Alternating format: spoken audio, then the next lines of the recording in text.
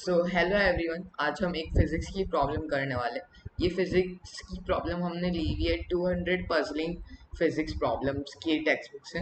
तो बेसिकली ये प्रॉब्लम का स्टेटमेंट क्या है? Three small snails are each at a vertex of an equilateral triangle. Okay, यानी कि थ्री ऐसे स्नेल्स बन गए थ्री, और वो वर्टाइसिस पे इक्विलेटरल ट्रायंगल पे। The first sets towards the second sets towards the third, and the third towards the first, with a uniform speed of 5 centimeter per minute.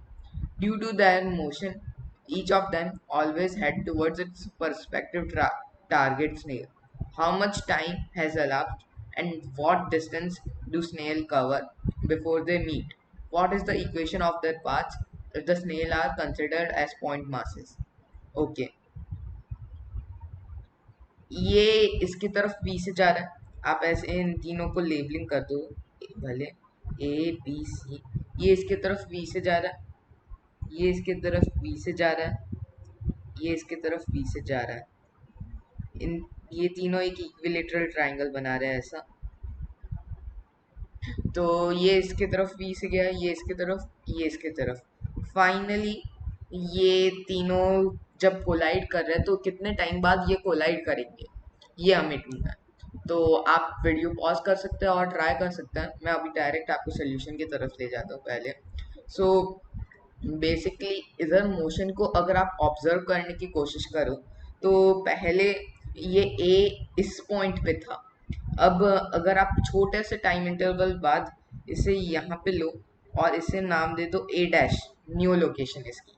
B की new location को नाम दे दो यहाँ पे बी डैश, और सी के इधर बी सी डैश। तो सी अब इसकी तरफ ऐसे वी से जा रहा होगा, हमेशा टूवर्ड्स उसी ई के तरफ जा रहा है ना। ये इसकी तरफ वी डैश से जा रहा होगा, वी से जा रहा होगा सॉरी, और ये इसके तरफ वी से। और इनकी यही सिमेट्रिसिटी के कारण आप कह सकते हो कि ये जो नया ट्राइंगल बन रहा है ना, ए डैश बी डैश और सी डैश के बीच में, वो भी इक्विलेटरल होगा। इक्विलेटरल होगा लेकिन अब सेम लेंथ तो नहीं रहेगी। सेंट्रॉइड उनका फिक्स रहेगा। ये जो सेंट्रॉइड है वो फिक्स रह रहा है।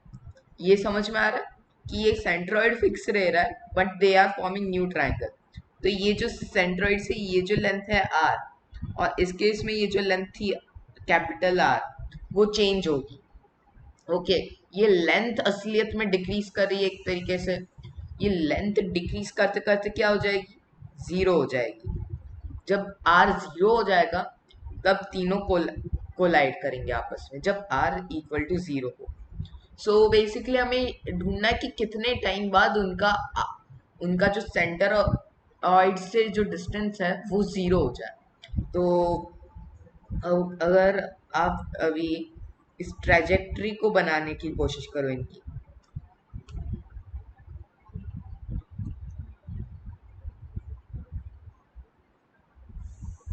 तो ये इधर V से जा रहा था, ये V से जा रहा था, ये V से जा रहा था।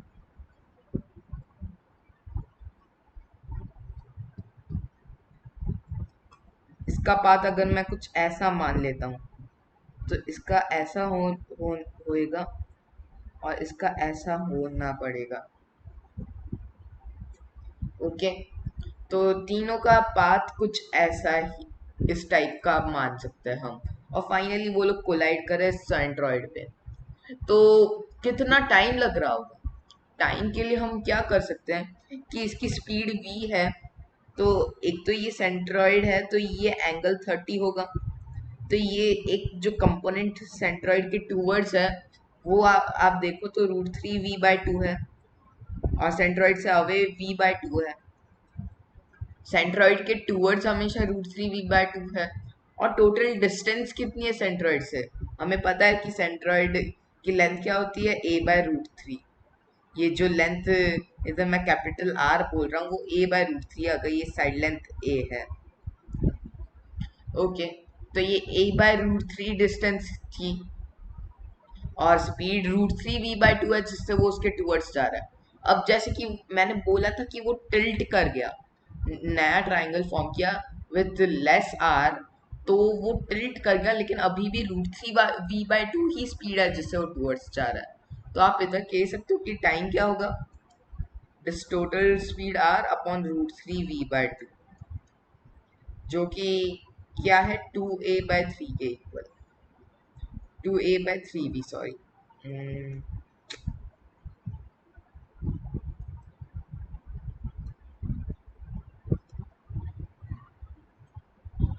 2a/3v। तो इतना टाइम बाद वो कोलाइड कर रहे हैं, ये आपको थोड़ा सा समझ में अगर आया है तो अब हम इसका थोड़ा और कॉम्प्लेक्स पार्ट करेंगे, जो कि है सबसे पहले कि हम पहले ये देख लेते हैं कि कितने डिस्टेंस बाद वो कोलाइड कर रहा है। डिस्टेंस क्या होता है, speed into time, velocity into time, sorry speed into time, और डिस्प्लेसमेंट, क्या सॉरी डिस्टेंस आप ये नहीं कह सकते कि a/√3 है, डिस्टेंस ये पूरे पाथ में कितनी लगी, तो वो v/t करना पड़ेगा आपको, जो कि इक्वल है 2a/3 के।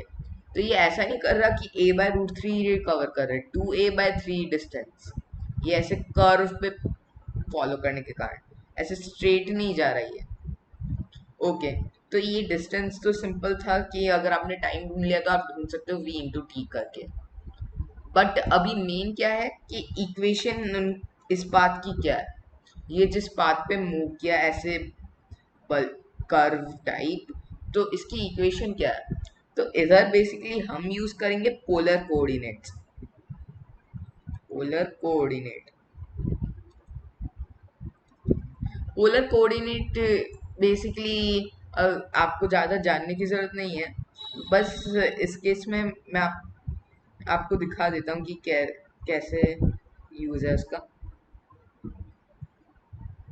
आप इधर मान लो कि ओरिजिनली ये लेंथ r0 थी, ठीक है, और सेंटर की तरफ ये कितने स्पीड से जा रहा, सॉरी सेंट्रॉइड की तरफ ये कितने स्पीड से जा रहा था, √3v/2 से। तो अगर ये सेंटर की तरफ √3v/2 से जा रहा है, तो ये जो r0 है वो at any time t, r of t क्या होगा, √3v/2 इंटू टी। समझ में आया कि ये जो लेंथ r है किसी भी टाइम पे वो हमेशा इक्विलेटरल ट्राइंगल बना रहे, ये हमें पता है, और ये हमेशा स्पीड √3v/2 से इसके टूवर्ड्स जा रहा है।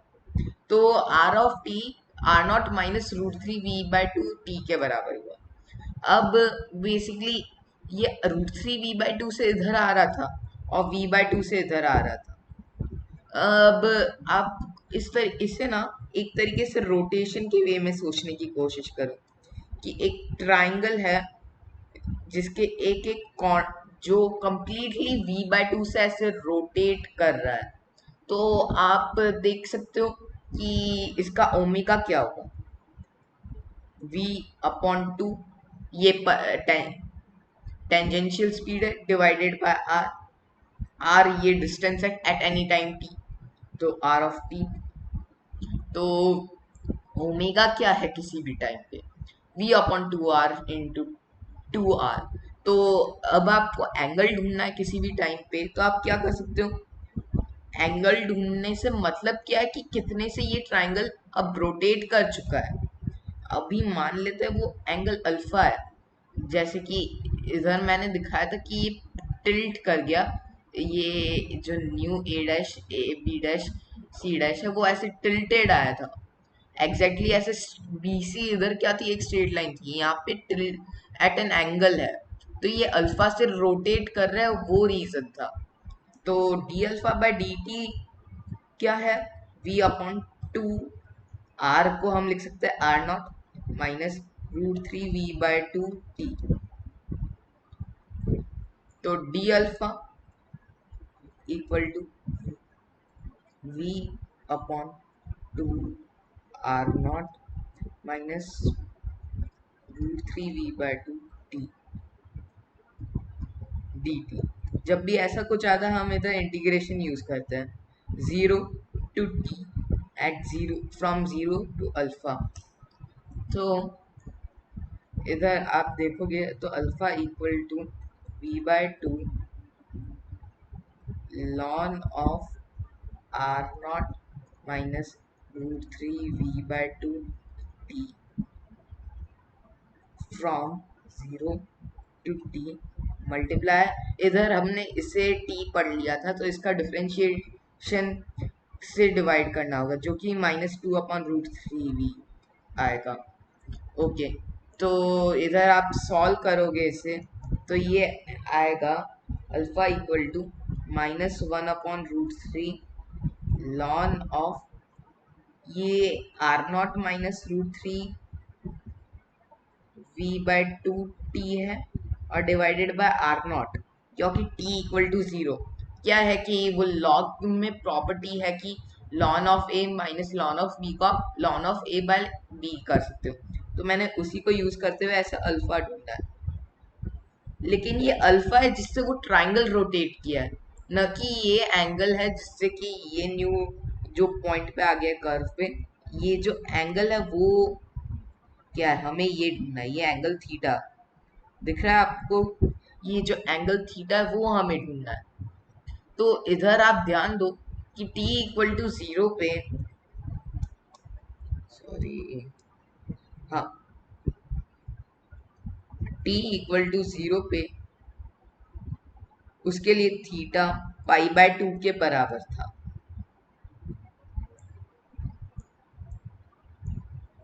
ये कर्व आप देख रहे हो तो ये इस टाइम पे ये जो एंगल है वो क्या बन रहा था हॉरिजॉन्टल से, इसके लिए π/2। अब स्लोली ये एंगल आप अगर ध्यान से देखो तो डिक्रीज करता जा रहा है, ये हमें पता है। एक ये डिक्रीज करा और इनिशियली ये π/2 था, तो इससे हमें ये आइडिया आ रहा है कि जो थीटा है वो असलियत में π/2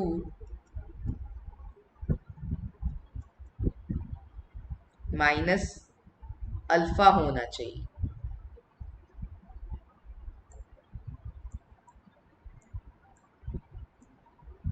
अब इसे समझने का मैं आपको एक दूसरा तरीका, दूसरा वे में दिखाता हूँ। जैसे कि ये टिल्टेड वर्जन है और ओरिजिनल वर्जन कुछ ऐसा है।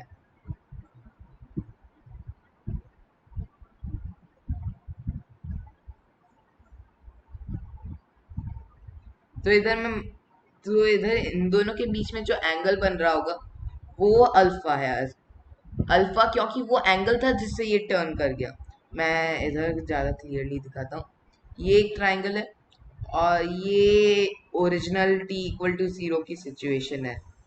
तो बेसिकली ये अभी सेम पॉइंट पे नहीं होंगे इसलिए मैंने दूर दिखाया, और इधर आप एक्सटेंड करके देखोगे तो ये जो एंगल इन दोनों के बीच में बन रहा है वो अल्फा है। ये अल्फा है, तो आप देखने जाओगे तो आपको पता चलेगा π/2 माइनस अल्फा वो थीटा के बराबर है।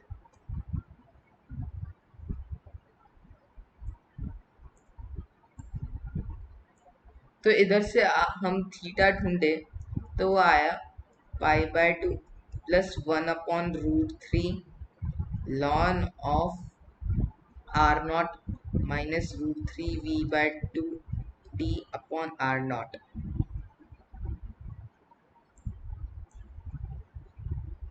Theta equal to π/2 1/√3 ln of, आप जानते हो कि ये r0 माइनस √3 v/2 t किसके बराबर था, r ऑफ t के। तो इधर डायरेक्ट मैं इससे ऐसे r लिख रहा हूँ, r/r0। तो इधर आया r equal to r0 e power √3 theta minus π/2।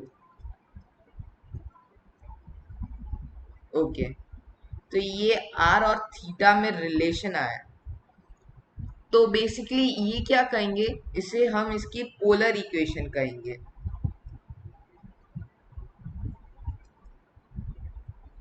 तो ये मेथड हुआ इस ऐसे क्वेश्चंस में इक्वेशन ढूंढने के लिए। और हमें ये क्वेश्चन में पूछा था कि ट्रेजेक्ट्री क्या है, और उसके साथ साथ ये भी पूछा था कि how many times does each circle their ultimate meeting point. Okay, कितनी बार ये सर्कल कर रहे हैं।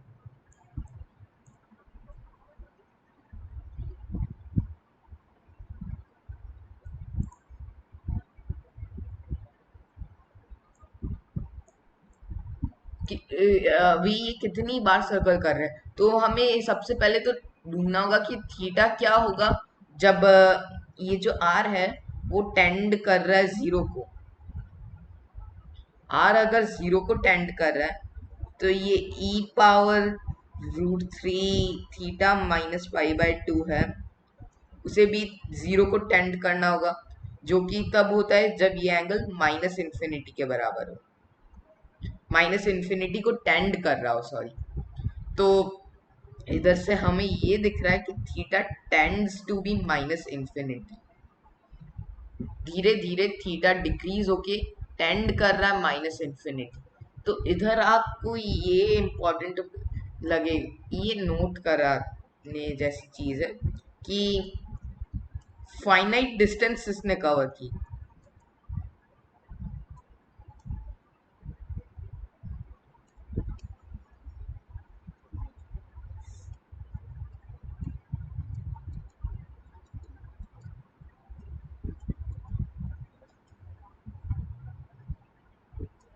बट जो एंगल इसने टर्न किया है वो इनफाइनाइट है, इनफाइनाइट रोटेशंस।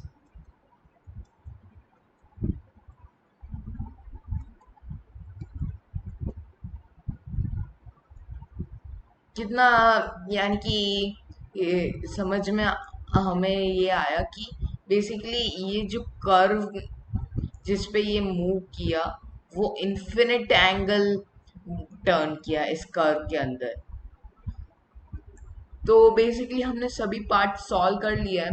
उम्मीद है कि आपको ये सॉल्यूशन समझ में आया होगा।